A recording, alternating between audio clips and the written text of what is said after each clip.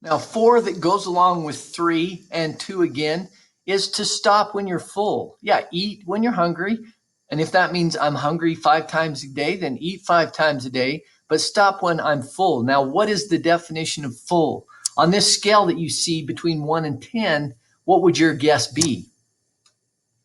With 1 being, I'm starving right to death. I'm in Ethiopia. You've seen those pictures of those starving kids. That would be 1.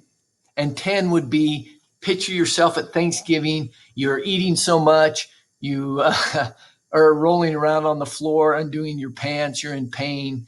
You're about to bust a gut. That would be 10. What's a healthy full if I need to stop when I'm full? Experts say somewhere between 5 and 7. At your age, you can go closer to 7.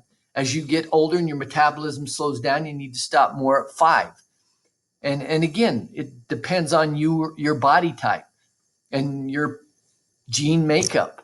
Some of us in this class can eat and eat and eat. We don't gain an ounce. Some of us look at a donut and we gain 10 pounds. It just depends on you. But stop somewhere between 5 and 7. Now, that means I may be hungry more often, which is good. If I'm eating more small portions, I turn my body into more of a calorie burning machine and a fat burning machine.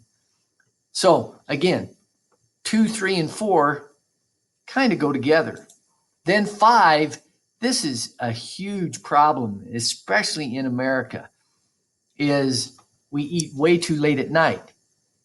Well, what's considered late?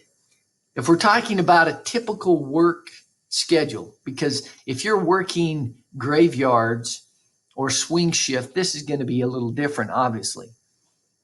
But if you're living a typical lifestyle, then late is anything after 7.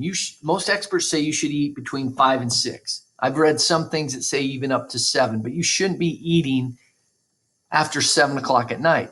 Because again, then your metabolism slows down, the food's just sitting there. It's healthier to eat earlier in the day. And especially in America, that last meal of the day tends to be the biggest meal. In other countries, not so much. For example, in France, lunch is their biggest meal. They just have a light salad and maybe a little entree for dinner. But in America, we have our biggest meal at night, and unfortunately, it tends to be way too late at night. Next, this is another big problem. We're so busy in our society that we're just throwing down that food, and then we hurry and get some more. And we need to take some time in between our servings. We get one serving, we eat it, then we should just sit there and visit with someone for a little bit or talk. But regardless, wait a few minutes before you get your next serving. Why?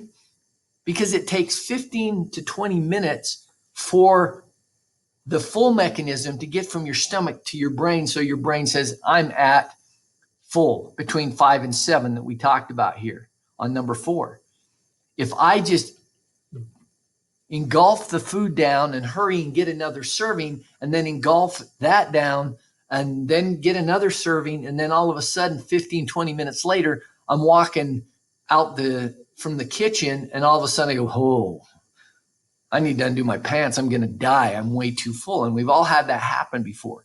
So that's why it's important to take some time in between servings so you can allow that full mechanism to get your brain saying, yes, I'm at 5, 6, or 7. I need to stop right now. And again, it's a habit that we need to develop.